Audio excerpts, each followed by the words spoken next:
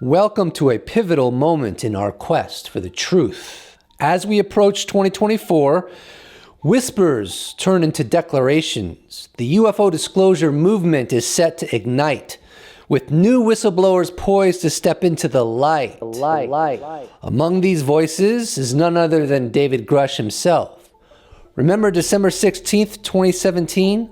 The day the New York Times article sent ripples across the globe, marking the beginning of a relentless pursuit for answers. Now, 6 years on, the momentum has only accelerated, with no signs of retreat. As we stand on the cusp of 2024, it seems we're gearing up to shift into an unprecedented phase of revelation.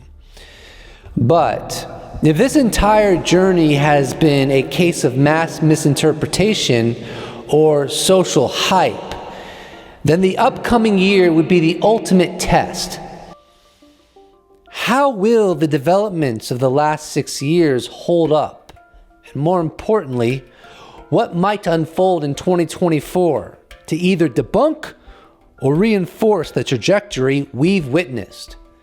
Stay tuned as we delve into the insights of some of the most informed and credible figures surrounding the UFO phenomenon.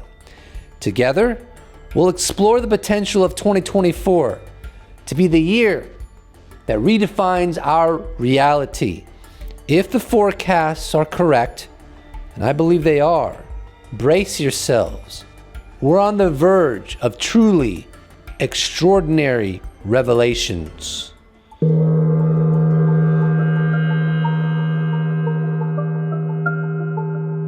Michael Ian Black, writer, actor, comedian, who happens to have 1.5 million Twitter followers, wrote an article in the Daily Beast titled, UFO Whistleblower David Grusch is my hero of 2023. And on December 30th, he was a guest on Elizabeth Vargas's show, and he echoes what I had to say regarding the question of, has this past 6 years since the New York Times article merely been a case of mass misinterpretation or social hype? And the fact that this coming year, 2024, could help unravel the answer to that question. And the claims that he's made are, as you said in your introduction, earth-shattering. If even some of them prove to be true, it rewrites our history of this planet and who we are on it. And if they prove to be false, there's another amazing story waiting to be told about either how this guy fooled everybody, including the Inspector General, and if he believes he's telling the truth, then what is going on in the labyrinths of our Pentagon that would make him believe this? Right. How did he get that information to begin with? In my perspective and estimation and anticipation, 2024 is the year in which David Grusch's assertions, allegations, will be put under a microscope and tested with great scrutiny by our journalists. There's an ongoing investigation with the intelligence community inspector general looking into the claims that Grusch has made about a UFO cover-up, a crash retrieval program, and a back engineering program. And as we'll delve deeper into as this video unfolds, there are wide reports from various people that more whistleblowers will come forward and echo what David Grusch has stated. I think it's fair to say that within the next 12 months, David Grusch's allegations are either going to be strengthened or they are going to be weakened. There's not going to be some neutrality here. How would that even work? Allegations of this gravity have to go checked, not unchecked. And through various unfoldings that are going to happen in 2024, they will go checked. And the disclosure process, as I see it, that has been ongoing for 6 years, will either accelerate or it will decelerate. But in my opinion, whatever direction it goes in is going to be reflectant of the truth. First of all, this should never have gone on for 6 years anyways if it's false. But now that Grusch has come onto the scene, and considering his credibility, and other people have come onto the scene, namely former Colonel Carl Nell, who vouched for what Grusch had to say, as well as current employee Jonathan Gray of the National Geospatial Intelligence Agency, this hasn't deflated or become a less credible story. On the contrary, it has become a more credible story. And the way I feel about it is the more people that come forward, the more incentive the U.S. government has to put it to rest.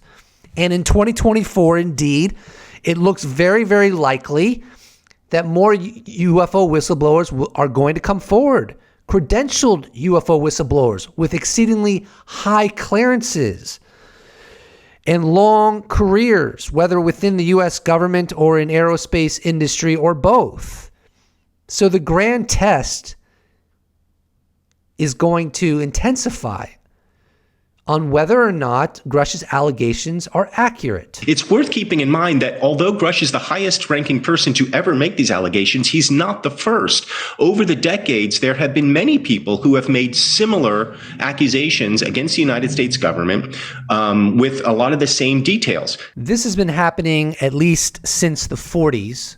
So technically, the disclosure process is over 70 years long, but it has accelerated since 2017. And Michael Ian Black is completely correct that David Grusch ultimately is merely echoing what others before him had stated, although he might be the person that was highest up in the U.S. government to ever come forward making these allegations. The surprising thing to me is that this is not a more compelling story across the entirety of the culture, because in my estimation, there's no bigger story in human history than this. Isn't that an amazing proposition to reflect on, that there's no bigger story in human history than this? In a previous video, I made the argument that our collective ontological shock is not going to be rooted alone in discovering that there are intelligence or intelligences engaging our world, but another core element that will elicit ontological shock from us is how sophisticated the UFO cover-up was, how long it persisted, and how many nations were involved in it. And so, not only is this, I would argue, the biggest story in human history because it composes of scientific proof that there are aliens among us, but it will also be considered the biggest story ever because of the lengths that governments went to lead all 8 billion of us astray on the true nature of our reality. There's a sophisticated disinformation campaign targeting the U.S. populace, which is extremely unethical and immoral, and it's totally frightening. My goodness. My goodness.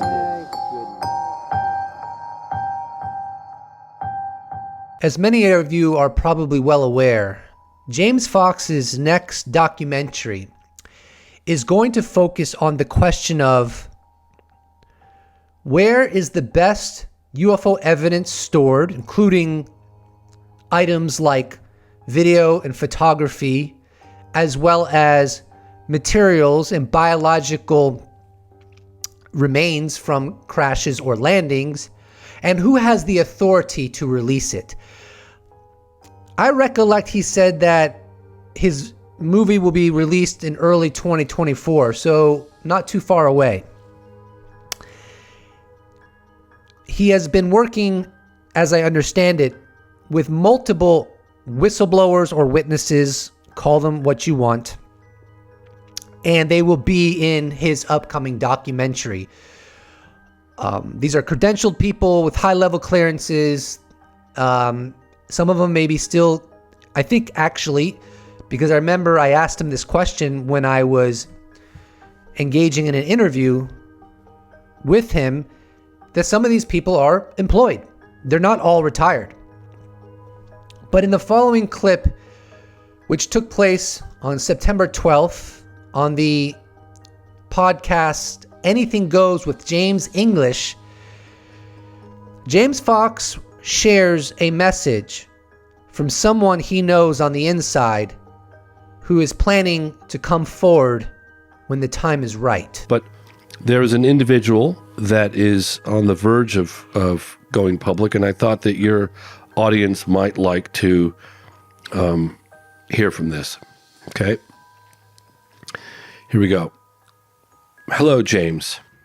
This is a first-hand intel guy, witness. Hello, James. It's been a while since we collaborated on a public statement.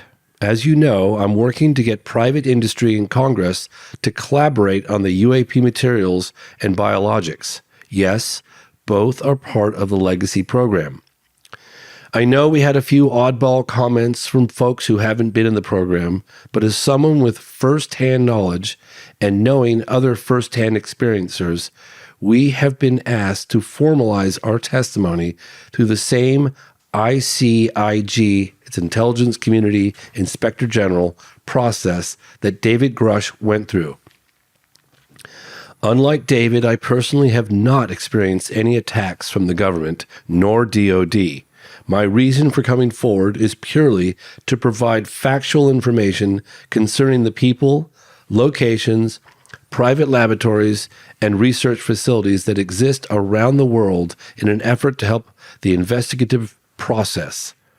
It's always my hope that the DOD, Pentagon, and the Legacy Program people are allowed to get out from under the heavy-handed weaponization of the exotic technologies they have. I believe there is a solid path for everyone to come forward without reprisal and to help mankind by making the non-classified aspects more transparent and available for the sectors of our societies that involve medicine, energy production, and the enlightenment of our collective mindset as human beings. I'm encouraged by all the hard work that many unsung heroes are doing behind the scenes, and I can tell you there's a lot,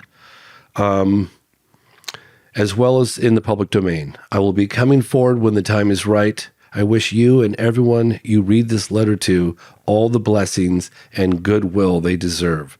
The truth is now being revealed, and I promise to continue doing my part. So this individual that James Fox cited as a first-hand intel guy witness is clearly, from what James Fox said, according to him, is working with other first-hand witnesses to help spearhead greater transparency. So he's not doing this alone. He's working with other people like him with first-hand experience. He said the reason for coming forward is to provide factual information concerning the people, locations, private laboratories, and research facilities that exist around the world in an effort to help the investigative process. Now, it's interesting he said that these research facilities exist around the world. That is in alignment with how extensive and broad the UFO cover-up is. There have been recent reports that the Five Eyes, that's New Zealand, Canada, the United States, United Kingdom, and Australia. There have been recent reports that there are laboratories within the Five Eyes in different nations working together to better understand the retrieve technologies and perhaps the biological retrievals as well. Here's another quote from the first-hand intel guy witness that James Fox cited, and I quote, "But as someone with firsthand knowledge and knowing other firsthand experiencers, we have been asked to formalize our testimony through the same ICIG, its Intelligence Community Inspector General process that David Grusch went through." And here is a related citation, this time from David Grusch. He was in a Yes Theory video that published on October 1st, 2023. Here is a quotation from that video. David Grusch was asked, "What does the future look like? I mean, it seems like all we can do is research right now." David Grusch responds, "Yeah, what is happening next is I know there's some intel officers and other people in and out of government that are about to file complaints similar to what I did. Because they said, blank it, you know? And then they were on these programs like Firsthand Dudes, you know? Not people telling me stuff like literally the dudes touching the stuff." He's referring to UFOs. February of 2024, we should have a presidential panel on UAP disclosure, looking at the crash retrieval issue and everything. And then within 300 days of the enactment of the act, we're going to get some kind of, I think, government statement next year on this topic. The tsunami wave is building, and I don't think we're going to totally backpedal anymore. Other than that, it would be totally speculation, but that's at least what's going to come. I think 2024 is going to be, knock on wood, potentially wild in a good way. So yeah. Now, I think that Grusch was citing the UAP Disclosure Act that unfortunately got gutted. But nevertheless, what he says about some intel officers and other people in and out of government filing complaints similar to what he did, and I think he's referencing filing complaints to the Intelligence Community Inspector General. So that aspect of the quote from Grusch perfectly aligns with the letter that James Fox cited of a first-hand intel guy witness. So even though the UAP Disclosure Act legislation got gutted, it appears very clear to me there are still people that are first-hand witnesses, multiple of them, filing complaints with the Intelligence Community Inspector General. And with James Fox's upcoming documentary, some of these people are going to come out very publicly. The last segment of the letter that James Fox recited from the first-hand intel guy witness that said he's going to come forward that I want to quote is the following, and I quote, "I believe there's a solid path for everyone to come forward without reprisal and to help mankind by making the non-classified aspects more transparent and available for the sectors of our societies that involve medicine, energy production, and the enlightenment of our collective mindset."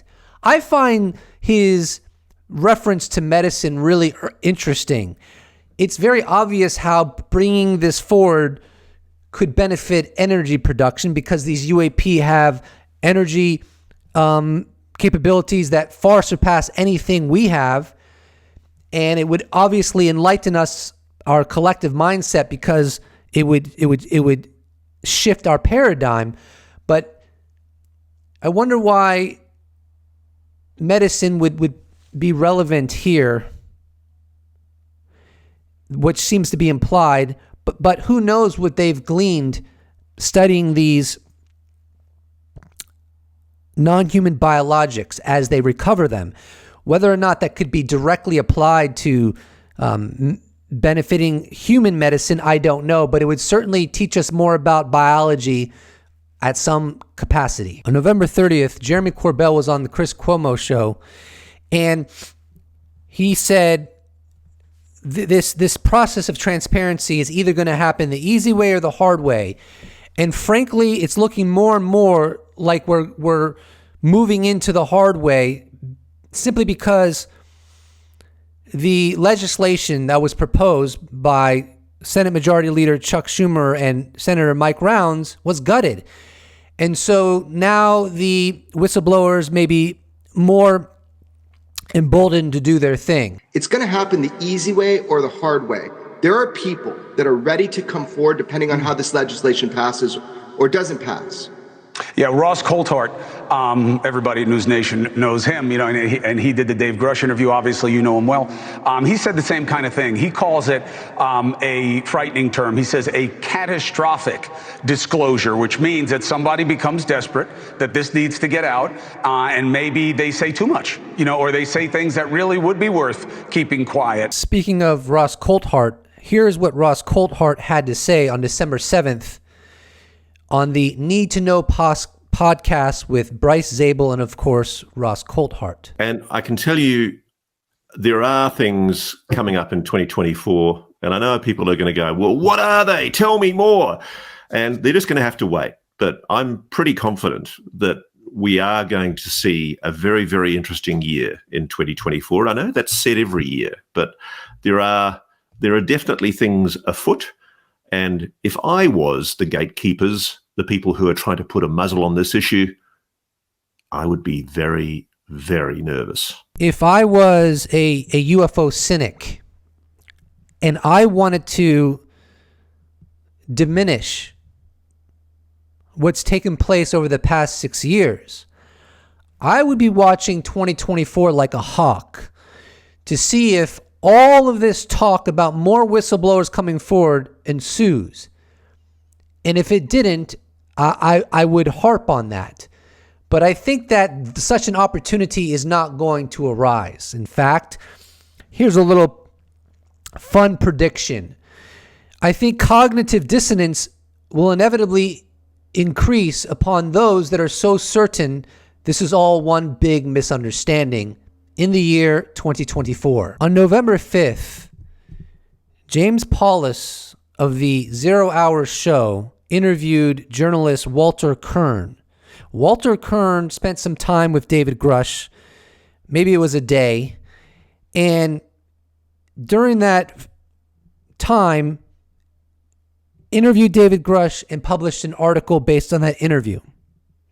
Now, he is the guest of the show 0 Hour. In the following clip, he talks about how David Grusch assured him that 2024 is going to be really special. There's a promise that we'll get to know more. I mean, there always is with UFOs. We are always a year away from the big reveal. But he assured me that that reveal is kind of got a schedule now, and in the next year will be accelerated in a way that the whole world will find astonishing. So those are big words, of course, and I'm sure that David Grusch might have some qualifying details if he were to be presented with the question on to what extent the escalation in 2024 is going to impact the world. But nevertheless, I'm going to share a segment from the Elizabeth Vargas show in which David Grusch spoke about an op-ed that he's going to write and publish going into some of his firsthand experience with the UFO topic. People who saw your big interview that aired here on News Nation and who watched your congressional testimony, you know, people who might not buy everything you're saying, who are skeptics, have said over and over again, he has no firsthand knowledge. He is just telling what someone else told him or telling what he read. How do you respond to people who say, because you don't have any firsthand knowledge, maybe we shouldn't believe you? Well, I couldn't be very upfront about my firsthand knowledge until recently. I got some other security approvals through the pre-publication and security review process. And I did have some firsthand knowledge of some specific parts of the program. I'm currently drafting an op-ed that I'm going to release in a few weeks, and I will be discussing what I actually do know firsthand. I just could not overtly discuss that at the time, including at the hearing, because the Pentagon and the IC were sitting on some of my pre-publication and review paperwork at the time, so I could not acknowledge that. When you say you have firsthand knowledge, you actually saw something yourself? Well, the deeper description of what I know has been redacted. They proposed a redaction in a pre-publication and security review response a few days ago, and they're telling me to withhold legally some of the first-hand knowledge I have, but I'm allowed to generally discuss that I was read into a UAP-related program directly by the U.S. government. Being read in directly by the U.S. government on a UAP program is not trivial. What his first-hand knowledge encompasses remains to be seen as far as what he reveals in this upcoming op-ed. That, by the way, this segment, I believe, was 20 days ago at the time of this publishing. And so he said he's going to publish it in a few weeks. So it looks very likely that it will go live in January of 2024.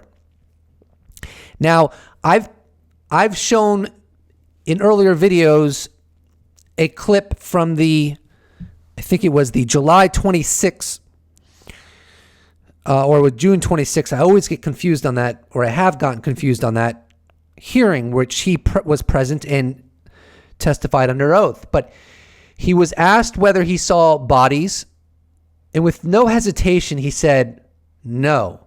But he was also asked if he's seen the craft, and he said something to the effect of, I can't go into those details in this environment, that he would have to go into a skiff with those who have the proper security clearances to be transparent on whether he's seen the craft. And so I suspect within that light, or I think it's plausible within that light, that when he was read into the UFO program officially by the U.S. government, part of that briefing encompassed photos, perhaps of the craft themselves. So that's my guess on what the dynamics may be, but he has an op-ed coming up that he's going to publish, and I'm sure that will give us further clarity on in what capacity he is indeed a first-hand witness of UAP. On December 22nd, 2023, Harvard professor Avi Loeb, astrophysicist, was on The Hill's YouTube channel. And he spoke about a lot of relevant items that go with what this video is talking about. I'm going to go ahead and play the clip, and then afterwards, I'm going to do a pretty in-depth analysis of it. I should say that when I lean in the direction of skepticism, I suddenly have an event like the one happened a few days ago when I had a group of people from Washington, D.C. In my home for a visit to discuss some other physics project. And one of them was a high-level official, former official in Lockheed Martin. And I just wanted to clear my understanding, and I asked him, well, there is this testimony about potentially corporations or, outside entities that are outside government that have possession of materials of interest in terms of extraterrestrial, spacecraft. And I expected him to say, no, that's complete nonsense. Let's move on to another topic. But instead, he said, it may not be wrong. So I'm going to play the remainder of the clip after this, but I wanted to dive right into what he said. So Professor Avi Loeb had a group of people from Washington, D.C. at his home to discuss some other physics project that had nothing to do with UFOs. And one of his guests was a high-level former official at Lockheed Martin.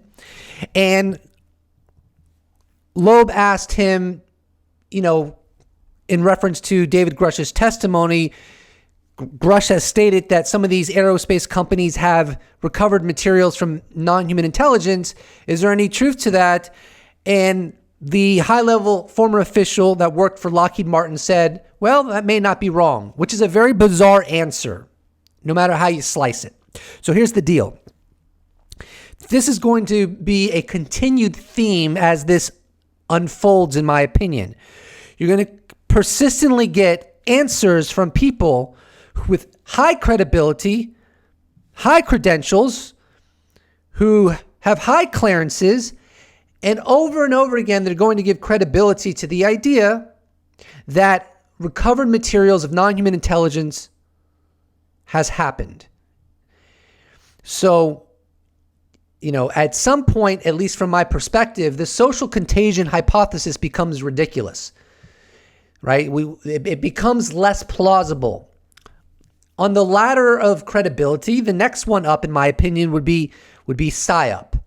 But that's a whole can of words itself, and then you have to argue, well, everybody is in on it, or alternatively, everybody has been convinced through some extraordinarily persuasive tactics by higher ups that has like a web in everything, in various military branches, in various aerospace companies, and that becomes hard to fathom as well.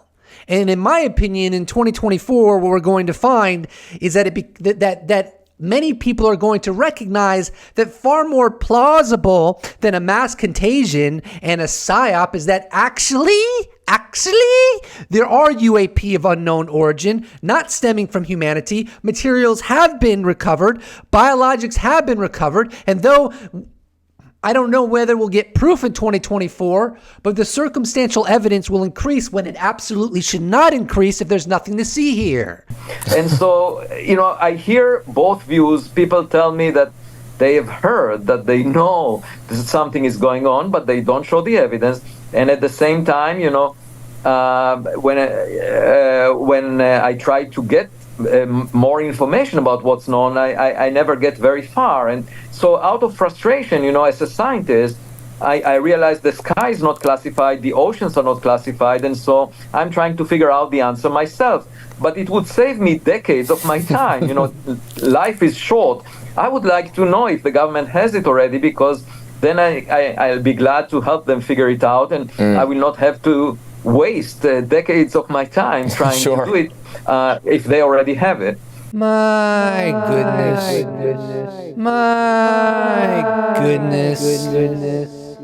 As Professor Avi Loeb said, you cannot classify the sky or the ocean, and that is why he has the liberty to pursue getting to the bottom of the UFO enigma. He is the head of the Galileo Project, which is a handsomely funded program to do a long-term systematic study on UAP. The problem is, as he well expressed, is that if it is true, the allegations that David Grusch has made and others like him, that full intact craft have been recovered along with biological specimen of non-human origin. In that event that is true, Professor Loeb doesn't want to spend decades of his time utilizing his methodologies to get to the bottom of the UFO enigma when there are highly compartmentalized, unacknowledged special access programs that have already gotten the highest fidelity data on this non-human intelligence that you could possibly envision. That's wrong. What is so profoundly problematic about the cover-up is that all of these scientists, and not even just scientists, what about our theologians and our philosophers and our greatest innovators and our engineers? We all collectively, all 8 billion of us, have an unfathomably large puzzle piece missing that compromises the accuracy of all of our visions in a way that is catastrophic in its negative impact. We obviously don't have the most accurate picture of reality because this puzzle piece has been intentionally removed from the play set by those that have the smoking gun evidence. Everybody's scientific life's work is less than it could be because of this missing puzzle piece.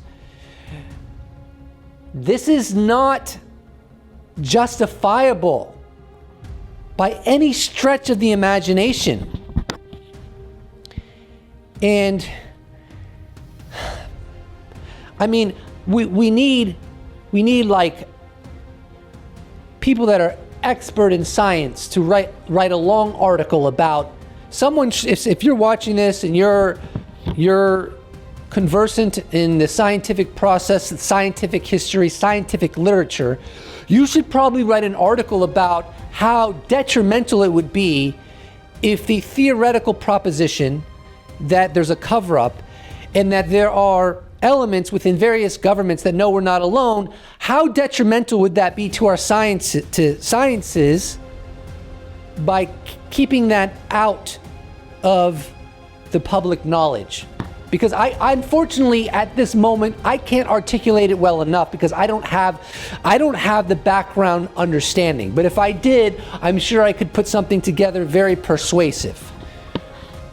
But in a very rudimentary way, I will just say that obviously this would constitute a missing piece to the puzzle that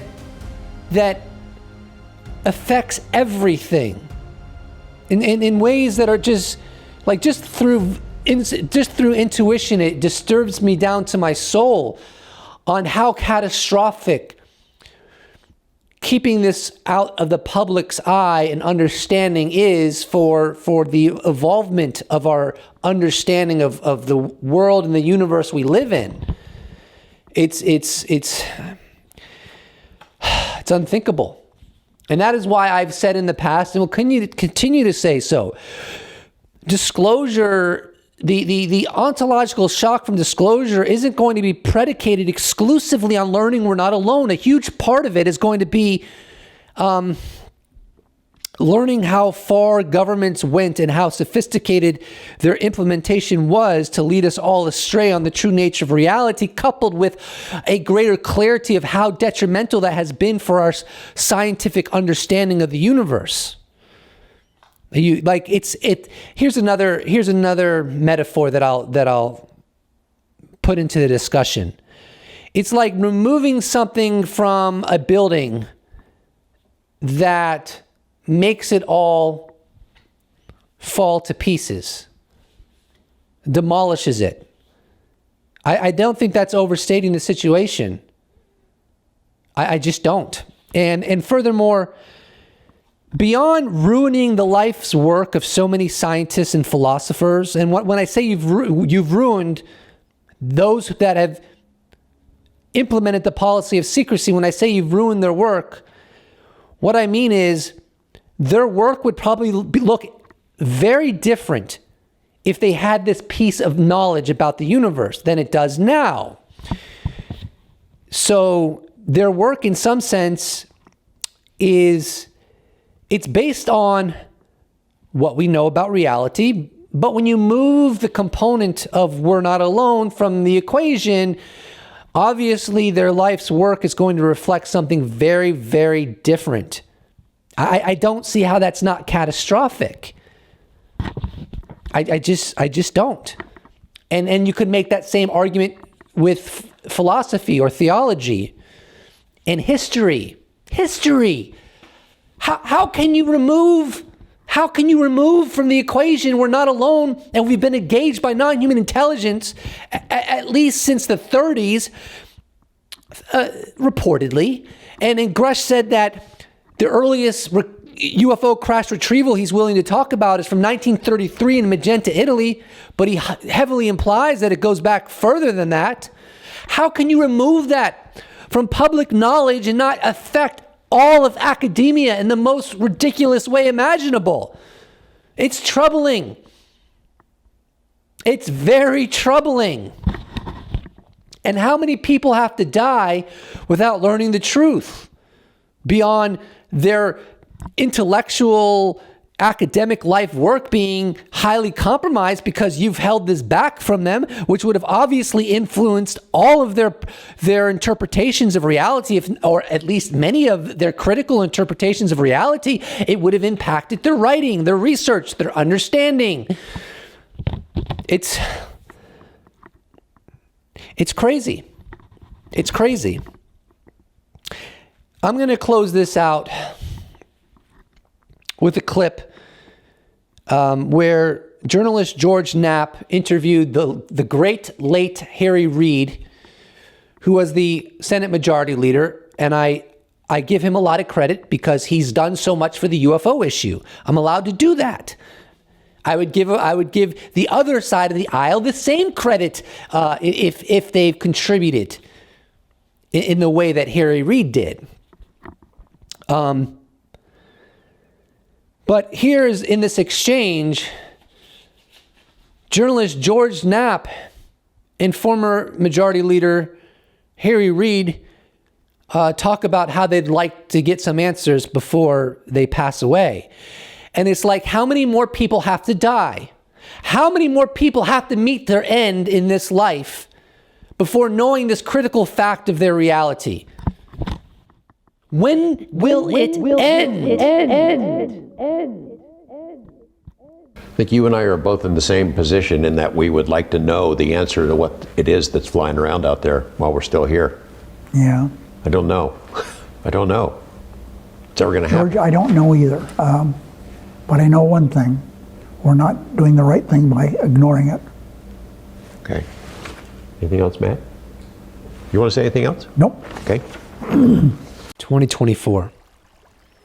2024.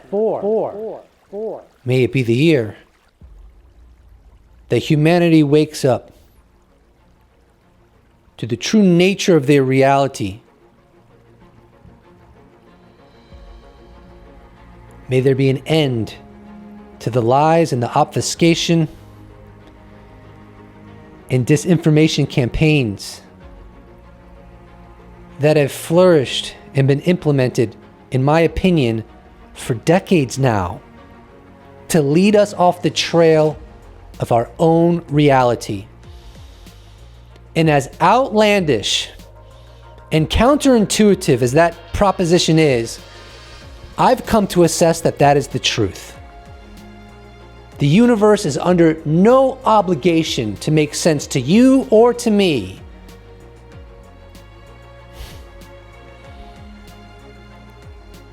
Well, former Senate Majority Leader Harry Reid played a pivotal role in where we are today. Unfortunately, he did not get to live to see where this is all headed. And May 2024 be a year of far more transparency than ever before on UAP. Because in the end, we have a need to know.